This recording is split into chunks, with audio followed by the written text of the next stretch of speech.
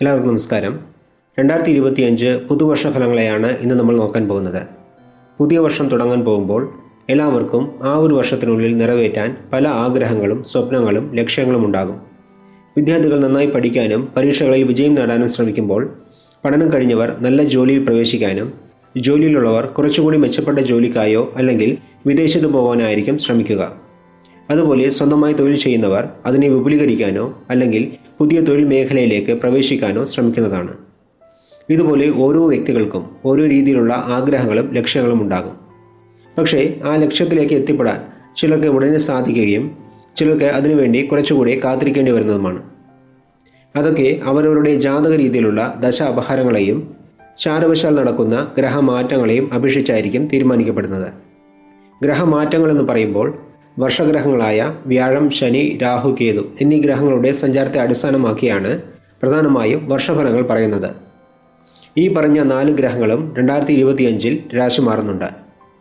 അതായത് മാർച്ച് മാസം ശനിയും മെയ് മാസത്തിൽ വ്യാഴവും രാഹുകേതുക്കളും രാശി മാറുന്നതാണ്. ഈ മാറ്റങ്ങളൊക്കെ ചില കൂറുകാർക്ക് അനുകൂല ഫലങ്ങളെയും ചില കൂറുകാർക്ക് പ്രതികൂല ഫലങ്ങളെയുമാണ് നൽകാൻ പോകുന്നത്.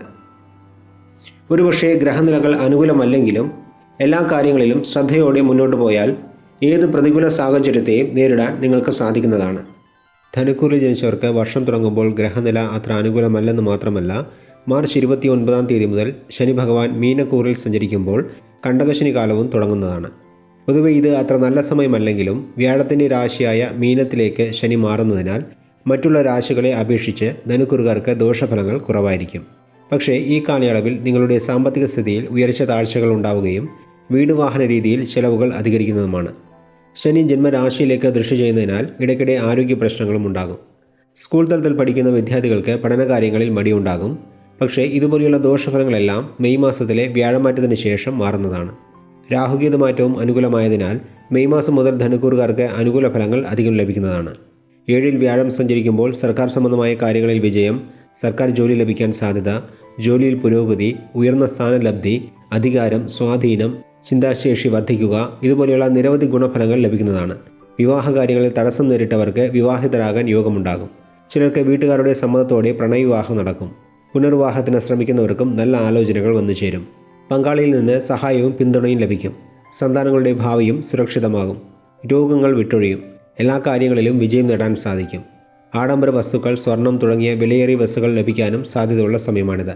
സാമ്പത്തിക സ്ഥിതി മെച്ചപ്പെടും. വ്യാപാരത്തിലും തൊഴിൽ രംഗത്തും ഉണ്ടായിരുന്ന പ്രയാസങ്ങൾക്ക് ശമനമുണ്ടാകും. പുതിയ തൊഴിൽ അവസരങ്ങളും ലഭിക്കും. നിലവിലുള്ള ബിസിനസ് മറ്റു അനുബന്ധ മേഖലയിലേക്കും വ്യാപിപ്പിക്കാൻ സാധിക്കും. യാത്രകളിൽ നിന്ന് പ്രയോജനമുണ്ടാകും. സുഹൃത്തുക്കളിൽ നിന്ന് സഹായവും പിന്തുണയും ലഭിക്കും.